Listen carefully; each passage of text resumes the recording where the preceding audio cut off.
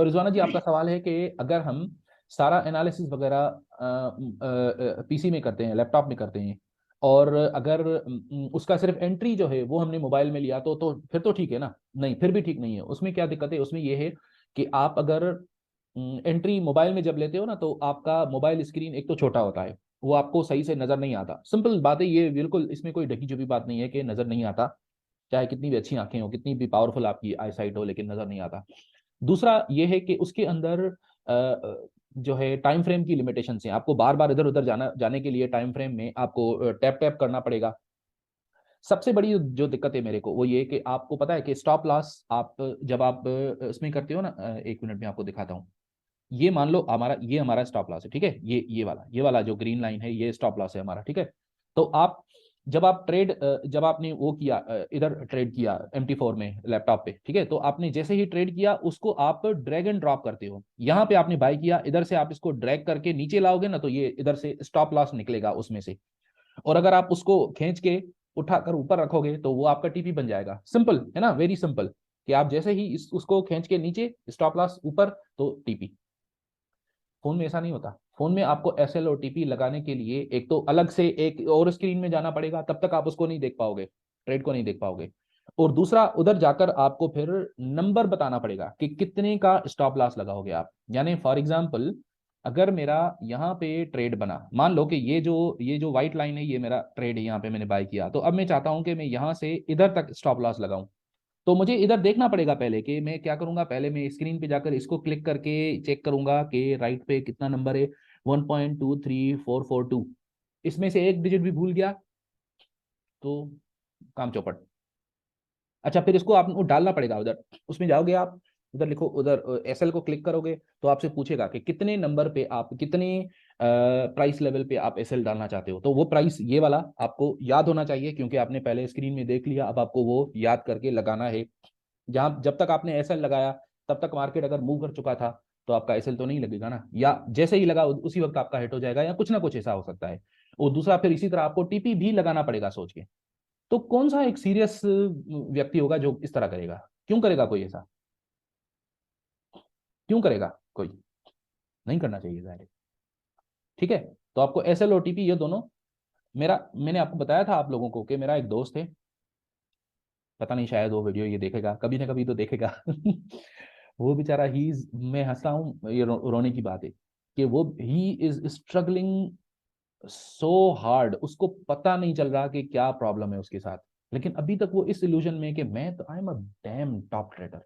अरे भाई, तुम टॉप ट्रेडर कैसे हो? You are only and only losing money. और जो कुछ भी हो रहा है वो उसमें इस चीज का बहुत बड़ा रोल है कि वो फोन पे करता है। फोन पे आपको जो है ना, कूल लोग करते हैं सिर्फ। फोन पे कूल लोग करते हैं। आप कूल बनना चाहते हो या सीरियस बनना चाहते हो? अगर सीरियस बनना चाहते हो तो ठीक है, फिर आपको कूल अनकूल बनना पड़ेगा। फिर आपको जो है ना, आपको सादगी के साथ, सिंपलिसिटी के साथ एक जगह पे बैठ के अपने आप को बिठाना पड़ेगा। बिठा के एनालिसिस करना पड़ेगा, देखना पड़ेगा, चेक करना पड़ेगा, सपोर्ट रेजिस्टेंस ये सब कुछ ड्रॉ करना पड़ेगा। फिर आपको मार्केट खुद बताएगा कि यहाँ पे ये बनता है ट्रेड या नहीं बनता, जो कुछ भी। लेकिन अगर आप कूल बनना चाहते हो तो आप बीच पे जाओ, बहुत बड़ी कुर्सी लगा के, ठीक है? या वो जो काउच होता है ना, उस पे लाउंज करके, लंच करके, वो यानी ऐसे करके, बिल्कुल ठीक है, काउच पे फोन लो। फोन में आप जाकर एक ट्रेड लगाओ, फोन रख के आप सन बात लो, एंजॉय करो आप जिंदगी को। पता चला कि आपका लॉस ही लॉस हो रहा है। कूल नहीं बनना ट्रेडिंग में।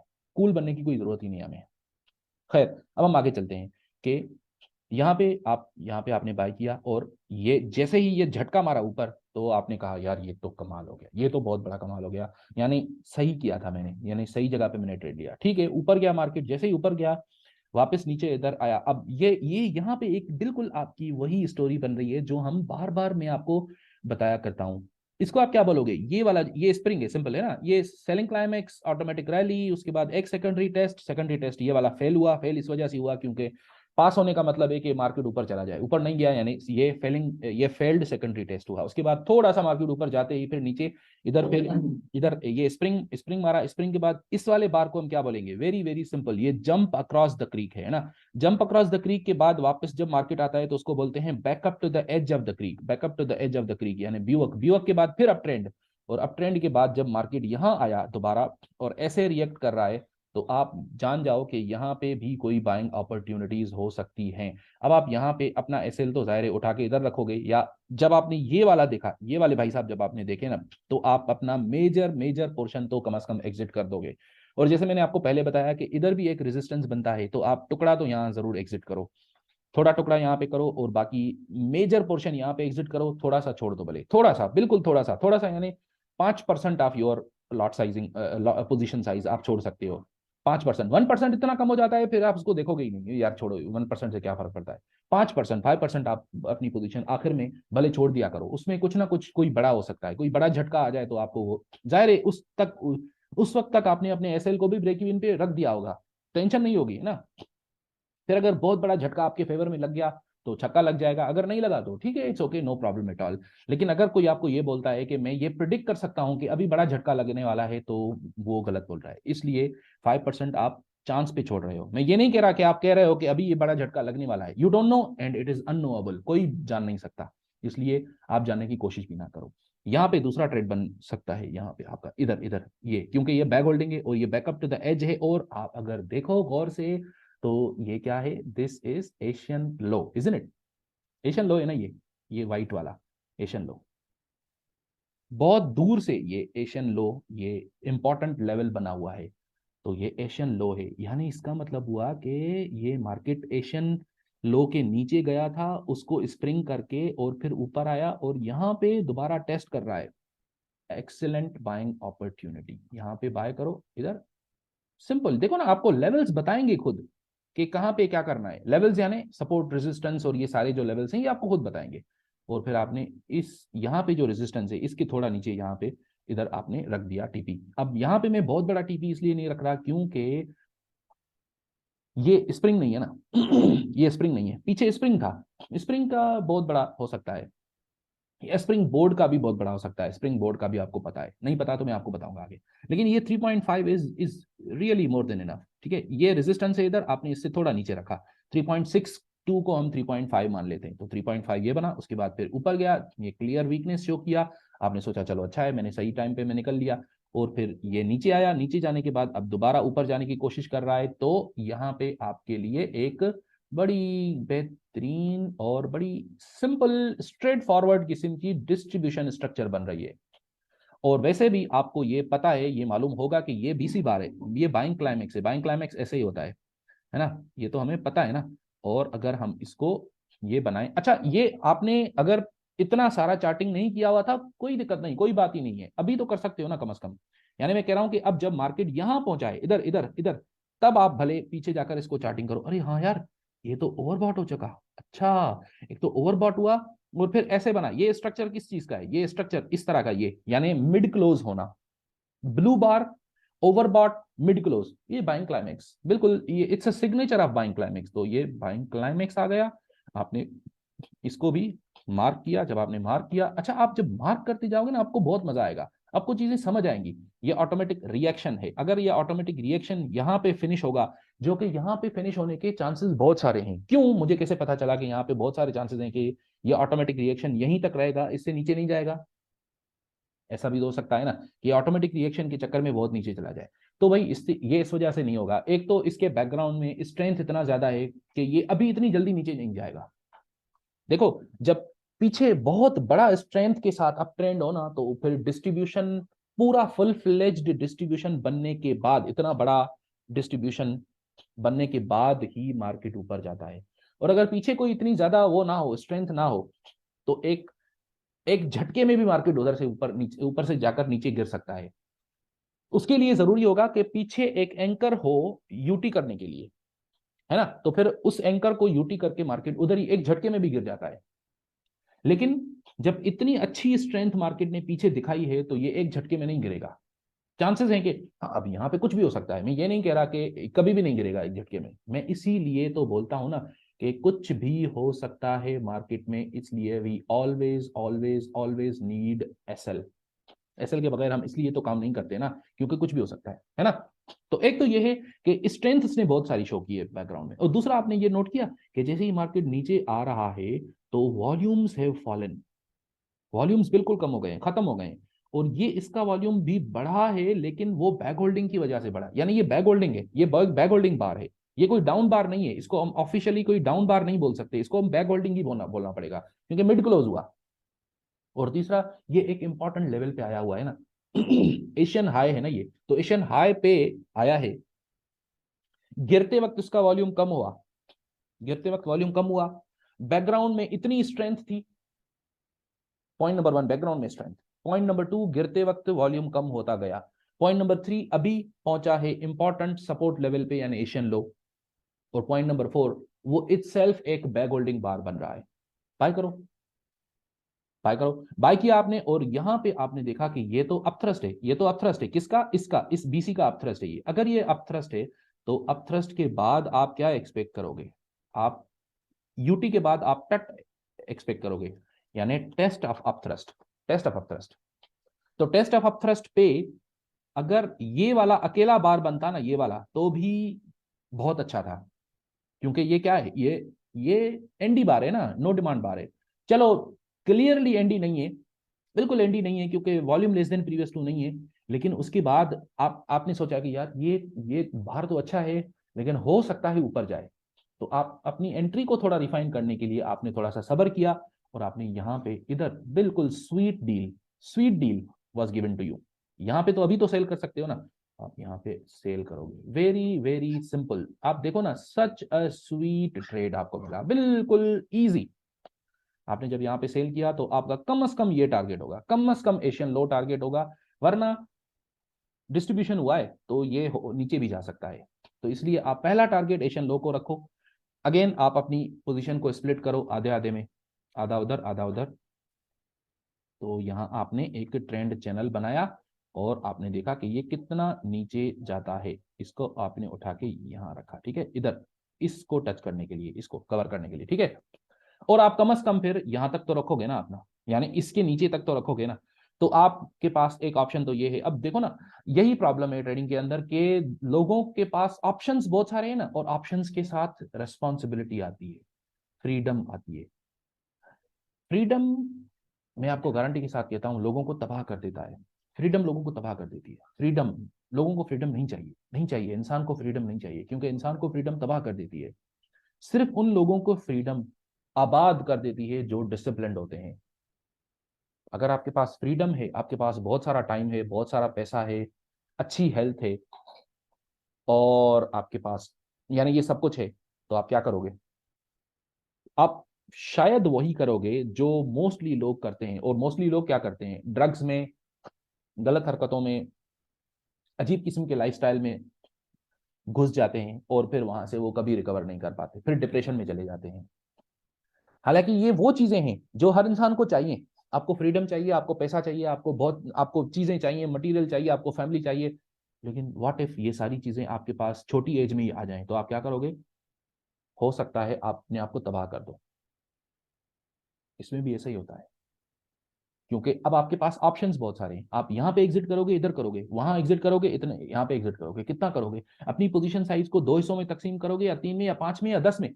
आप ये भी तो कर सकते हो ना कि अगर आपको 1 लॉट लेना है, तो आप 1 लॉट की जगह 1 लॉट की जगह पे 0.1 को 10 बार करो, ये भी कर सकते हो आप, लेकिन वो फिर मैनेजेबल नहीं होंगे, है ना, वो मैनेजेबल नहीं होंगे। तो आप मैनेजेबल रखोगे जी चीजों को।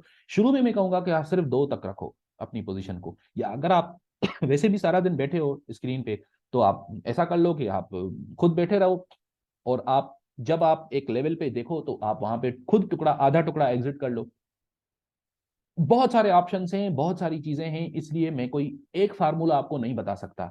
मैं ये नहीं कह रहा कि आप यही फार्मूला अप्लाई करोगे तो ये ठीक काम करेगा। मैं ये कहूंगा कि आप अपने लिए टेस्ट करो, अपने लिए चेक करो चीजों को, आपको समझ आ जाएगा मैं क्या बोल रहा हूँ। बहरहाल आगे चलते हैं। तो यहाँ पे आपने क्या किया, यहाँ पे आपने एक टुकड़ा एग्जिट किया, या तो एग्जिट यहाँ पे मोस्टली कर दिया, या एक टुकड़ा कम से कम किया। फिर जब यहाँ टच किया इसने ट्रेंड चैनल में, तो आपने यहाँ पे या तो अपना पूरा एग्जिट कर दिया, या सिर्फ अगेन 5% रख के बाकी 95% निकाल दिया था यहां तक, ठीक है। ये जो ऊपर जा रहा है, यहां से ये जो ऊपर जा रहा है, ये ये एक वैसे स्प्रिंग है, ये एक स्प्रिंग बनना चाहिए, और ये स्प्रिंग शायद मैं यहाँ पे बाय करता अगर मैं होता तो, और ये मेरा ट्रेड गलत हो जाता, which is not a big deal, no problem at all, कोई बात ही नहीं है। लेकिन ये है, स्प्रिंग है। अच्छा, इसके बाद थोड़ी सी वार्निंग साइन मिल रही है। वार्निंग साइन ये मिल रही है कि यार ये देखो ना, ये डाउन ट्रेंड चैनल चल रहा है, ठीक है। और दूसरा ये कि अगर आपने यहाँ पे बाय किया है तो ये वाला आपको बता रहा है आपको कि ये एनडीए एनडीए ना, तो आप निकल जाओ, या तो निकल जाओ या जल्दी से अपने उसको एसएल को ब्रेक इवन पे लाके रख दो, या एक्सेप्ट कर लो, नॉट अ बिग डील। कोई एक ट्रेड आपका गलत होता है, क्या फर्क पड़ता है, कोई फर्क नहीं पड़ता। तो यहाँ पे आपका गलत हुआ और फिर आप यहाँ वापस आ गया, और अगेन आप ये देख सकते हो इसका वॉल्यूम क्या है, नो सप्लाई बार। तो आप यहाँ पे भी इसको दोबारा कर सकते हो बाय, अगर आप ये देखो कि यहाँ पे एक लेवल बन रहा है। कौन सा लेवल?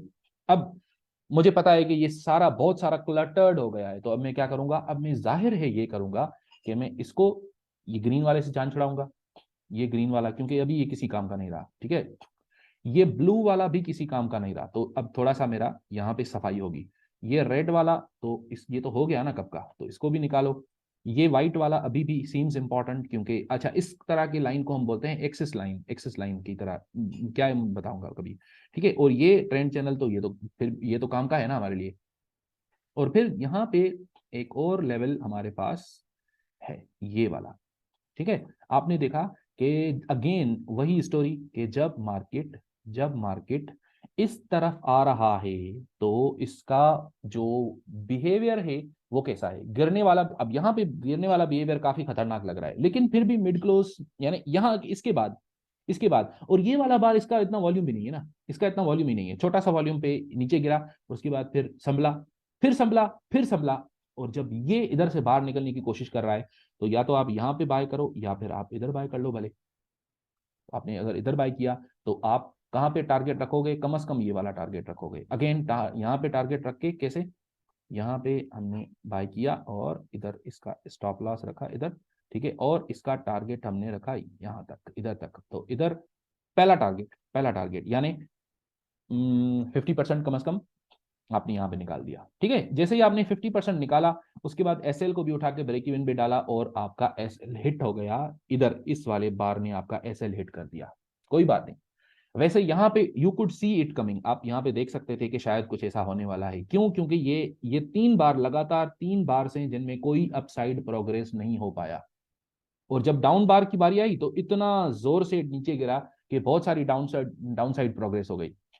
ये वाली आपके लिए फाइनल अपॉर्चुनिटी थी निकलने के लिए, भाई भाग निकलो यहाँ से, भाग निकलो, गड़बड़ होने वाली है। अगर आप भाग नहीं भी निकले कोई बात नहीं, it's okay, no problem at all, आप हर जगह पे थोड़ी वो करोगे। अच्छा, ये भी एक अमेजिंग अपॉर्चुनिटी है, बशर्त के अगर इफ एंड ओनली इफ आपने इस वाले को ब्रेक इवन पे डाल दिया है, जो कि मुझे मुश्किल लग रहा है कि अगर आपने यहाँ पे इसको ब्रेक इवन पे डाल दिया हुआ है, इस वाले ट्रेड को, तो आप यहाँ पे भले बाय कर लो दोबारा। लेकिन अगर ब्रेक इवन पे नहीं डाला तो यहाँ बाय करने की जरूरत नहीं है। लेकिन यहाँ अगर आप चलो बाय नहीं भी करो तो यहाँ पे तो आप कर सकते हो ना, यहाँ पे करो। और फिर again again it unfortunately didn't work out, है ना। यानी इसमें से आपको आधा आर भी नहीं मिलेगा शायद, या आधा आर मिलेगा मैक्सिमम, तो ठीक है, इट्स ओके, नो प्रॉब्लम। लेकिन हमारा काम है आइडेंटिफाई करना, क्या होगा प्रिडिक्ट करना ये नहीं, ठीक है। उसके बाद ये गिरा, अनएक्सपेक्टेड था, मुझे नहीं पता मैं यहाँ पे कैसे सेल करूंगा, आई थिंक मैं नहीं करूंगा। लेकिन चलो जो भी हो, हमने इसको एक्सटेंड किया ट्रेंड चैनल को, कब? जब ये नीचे जाने लगा तब एक्सटेंड किया इसको, जब ऊपर है तब नहीं करेंगे इसको एक्सटेंड। और फिर इसको उठा के हमने इधर लगाने की कोशिश की, तो हमें पता लग जाएगा कि यहां से, यानी हमें इधर से हमें सिर्फ ये पता चलेगा, ये बात पता लगेगी कि कहां पे दोबारा मार्केट रिएक्ट, ऊपर साइड की तरफ कब रिएक्ट करेगा, ये पता लगेगा हमें। अच्छा, बाय द वे यहाँ पे मैंने एक और चीज आपको बताई थी, अगर आप उसको फॉलो करो तो फिर यहाँ पे तो आप इतने सारे ट्रेड करोगे ही नहीं ना, है ना। क्योंकि जो मैंने आपको रेड आवर्स बताए थे वो यहाँ पे अगर हैं तो वो आप उधर ट्रेड नहीं करोगे, ये वाला। अच्छा, ये वाला अभी सिर्फ न्यूयॉर्क से थोड़ा पहले आ रहा है, तो ये आप मान लो कि ये सारा आपने ट्रेड यहाँ पे नहीं किया। और ये वाला, अच्छा आपने ये देखा, बाय द वे मजे की बात, अगर आप लंदन के बाद करोगे तो इसका मतलब हुआ कि लंदन स्टार्ट होगा, ये पाकिस्तानी टाइम चल रहा है, ठीक है। तो लंदन जो है, लंदन के 2 घंटे या 1.5 घंटे बाद, मैंने आपको बोला था 1.5 घंटे तक आपके पास बहुत अच्छा है, और टोटल 3 घंटे के बाद आप बिल्कुल छोड़ दोगे, है ना। तो 13 बजे लंदन स्टार्ट हुआ, 14 और 15 और 16, आप देख रहे हो कि आपको जो गलत ट्रेड मिला वो आपको 16 बजे के बाद मिला है। चलो ये भी ठीक है, काम कर गया। अगर आपने यहाँ पे किया तो ओके, नहीं किया तो भी ठीक है। लेकिन ये वाला गलत ट्रेड जिसने आपको धोखा दिया, सरफराज, वो सरफराज जिसने आपको धोखा दिया, वो सरफराज आपको रेड एरिया में मिलेगा। ग्रीन एरिया में ऐसे सरफराज बहुत कम होते हैं जो आपको धोखा देते हैं।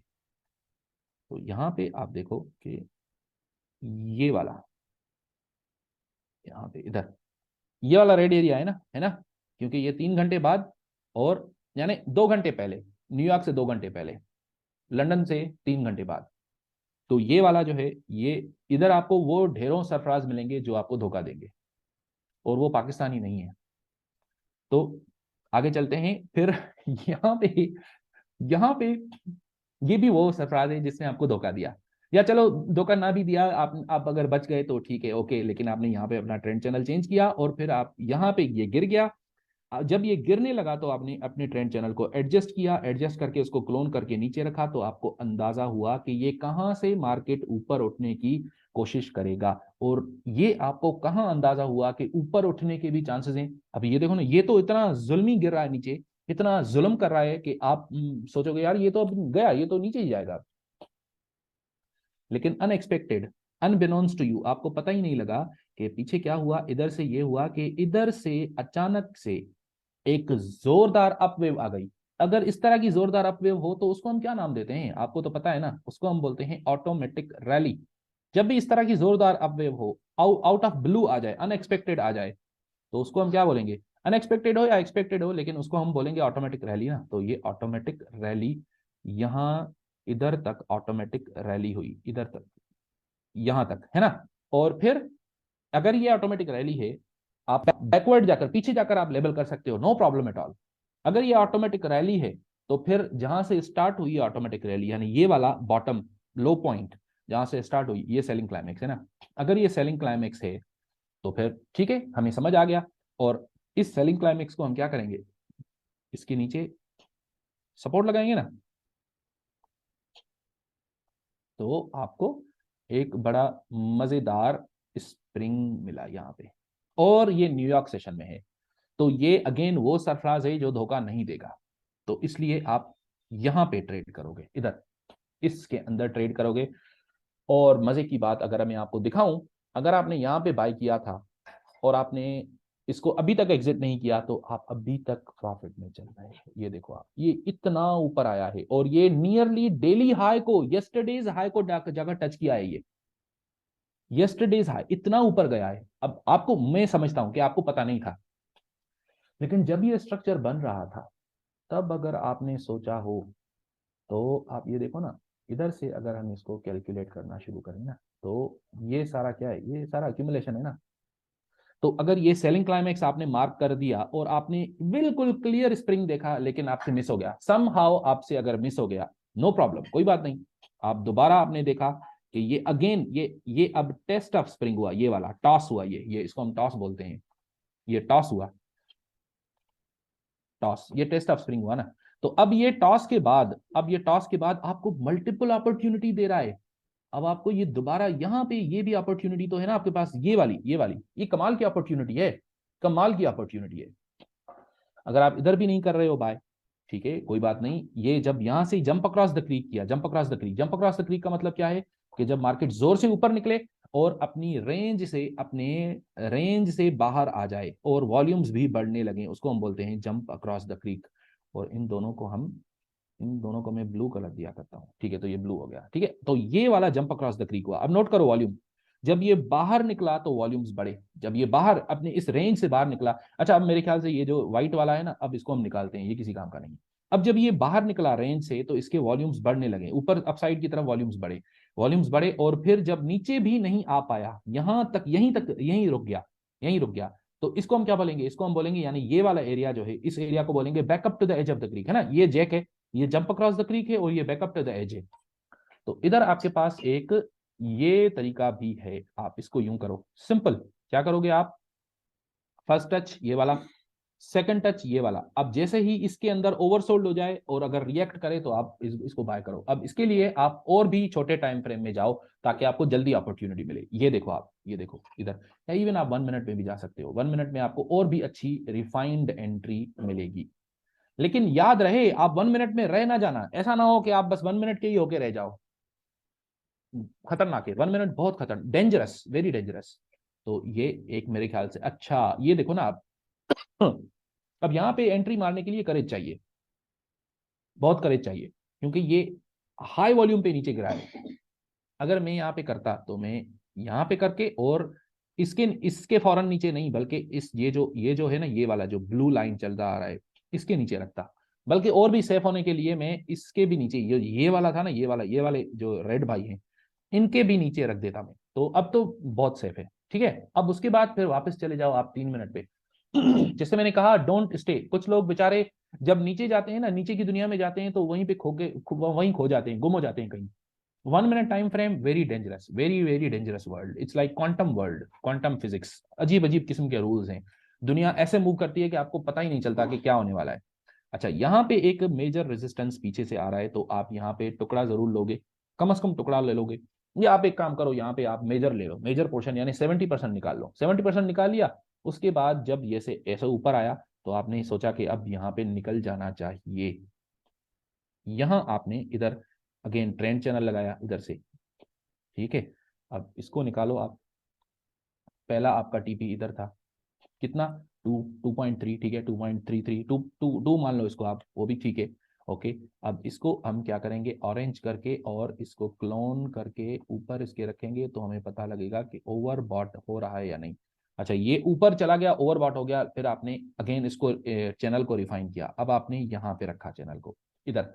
अब ये यहाँ से नीचे आने लगा है। अब यहाँ जब मैं ये देखूंगा, तो मैं सोचूंगा यार निकल जाना चाहिए, कम से कम जाहिर है जो रिमेनिंग जो भी पोजीशन हो उसका एसएल तो ब्रेक इवन के ऊपर ही होगा अभी मेरा, अब तक तो ये कर चुका हूं। ठीक है, लेकिन अब जैसे ही ये वाला ऊपर गया, तो अब मैं सोचूंगा भाग निकलो, क्योंकि ये ये तो अपथ्रस्ट बन रहा है, ये तो इसका अपथ्रस्ट बन रहा है, यानी ये एंकर फिर नीचे फिर ऊपर है। यानी आप बोल सकते हो कि ये बाइंग क्लाइमेक्स, ये ऑटोमेटिक रिएक्शन, और फिर ये ऊपर गया अपथ्रस्ट करके नीचे। लेकिन ये इतना जल्दी नीचे नहीं जाएगा, क्यों नहीं जाएगा, क्योंकि पीछे से बहुत बड़ा इसने जंप मारा है। तो अभी आप देखो ये नीचे जाने में भी ये कतार है। खैर अभी तो आपका टाइम भी निकल गया, ये यहाँ से इसके बाद आप ट्रेड नहीं करोगे। इसके बाद मैंने आपको कहा था ना, न्यूयॉर्क के 2 घंटे, तो न्यूयॉर्क जो है वो यहाँ से शुरू हुआ, और आपके 2 घंटे यानी 18 से शुरू हुआ, 20 तक आपको अगर कोई ट्रेड मिला तो ठीक है, नहीं मिला तो छोड़ दो आप इसको। और यहाँ पे आपको मिल गया था ना, मिल गया था, ठीक है, तो या ये भी आपको मिला था ना, यहाँ पे भी ये भी था, तो ठीक है, ओके हो गया, बस इसके बाद नहीं, अब नहीं। तो उम्मीद करता हूं कि आपको चीजें समझ आ रही होंगी। कोई क्वेश्चन है तो पूछिए, वरना फिर छुट्टी करते हैं।